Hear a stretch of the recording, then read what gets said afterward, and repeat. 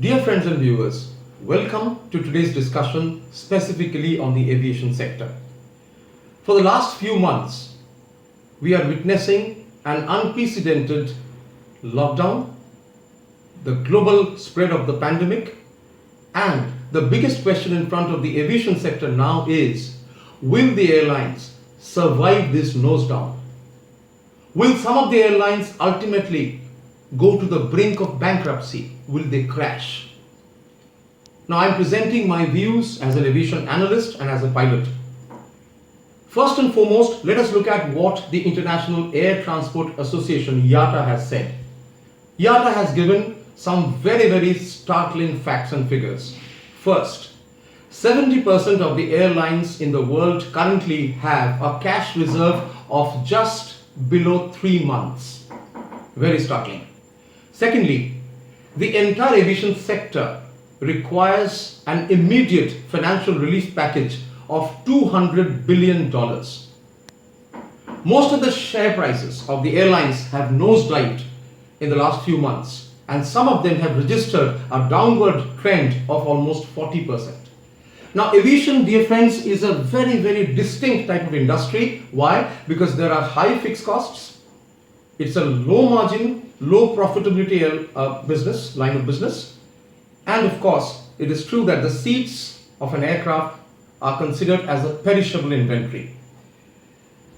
When we talk of airlines, when we talk of aviation, of course, we have 5 stakeholders. First, the airline operators. We have the airport authorities.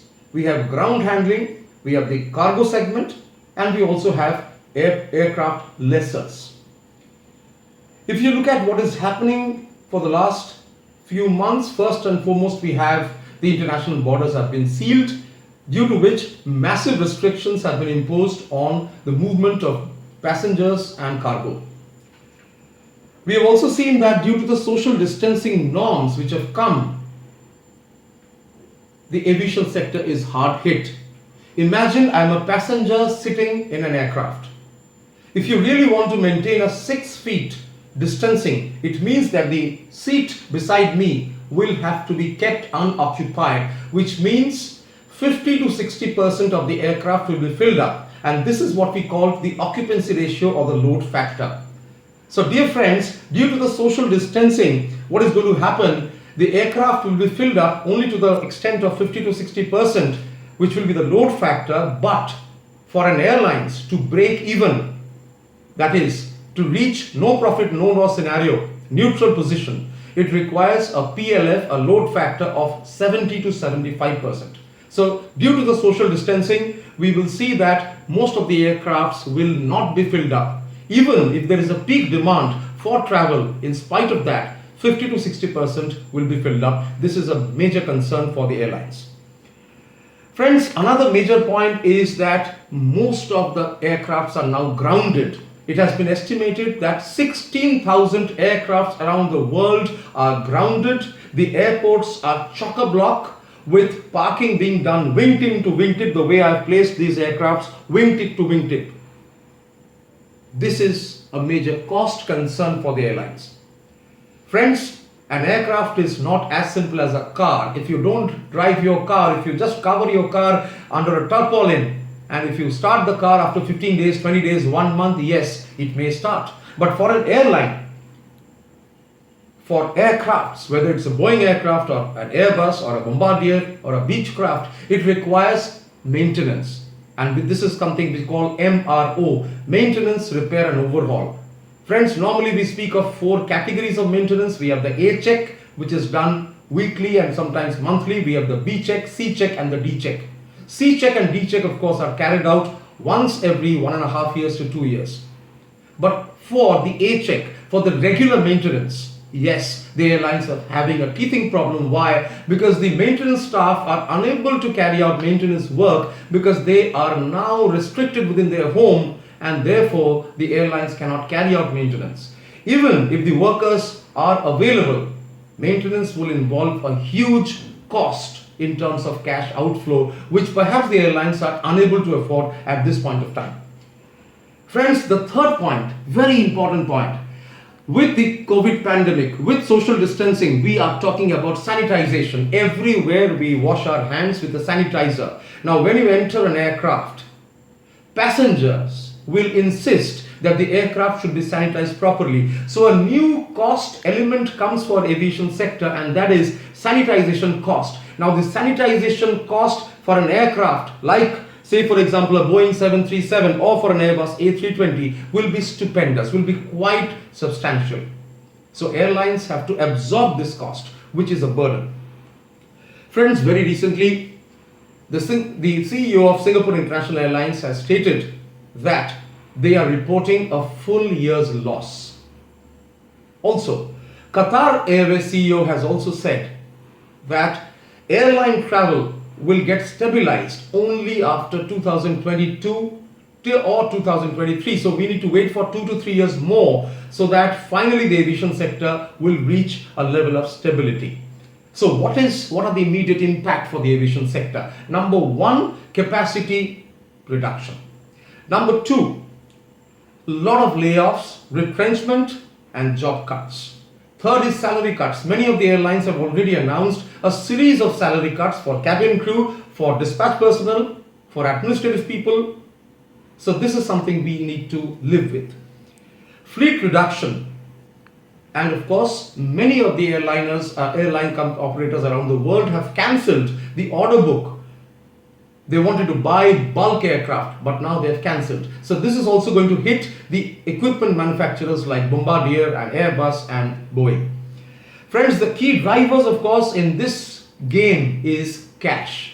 How much of cash accruals you have, what is your cash reserve. If you look at the typical cash reserve for Lufthansa, now typically for Lufthansa, for example, here is Lufthansa, a miniature aircraft. Lufthansa has reported that they are losing cash to the tune of almost 1 billion euros per month.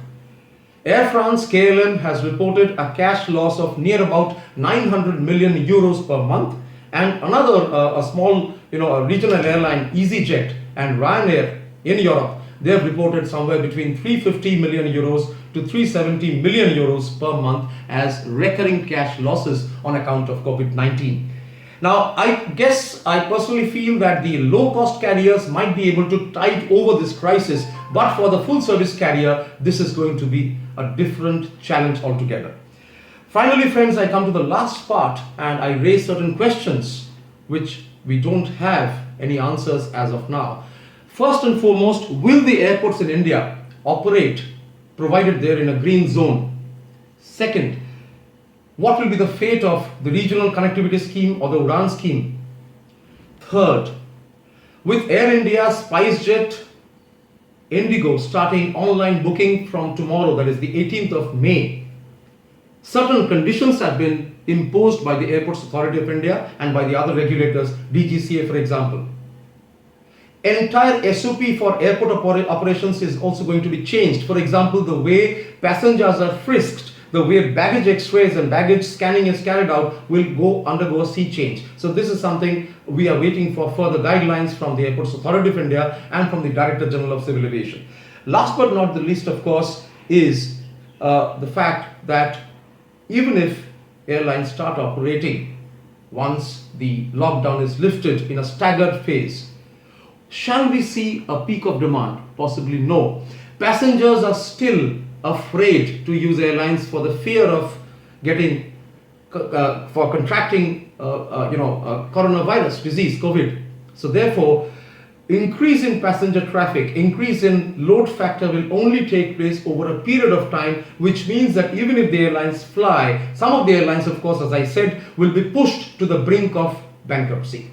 But for those surviving airlines, it will take time for them to regain their old operating strata, and of course they will also take some time to break even. So I end this discussion with a serious note that yes, aviation is in dire need of relief measures by the government. It requires financial restructuring by banks, and of course demand needs to be created, and it will only take place in a staggered phase once the lockdown is lifted. Friends, that's all for now. Stay home, stay safe, and Next, I'll take up a video the next day on the relief measures announced by different governments, mainly by the Government of India, Ministry of Finance. Till then, take care.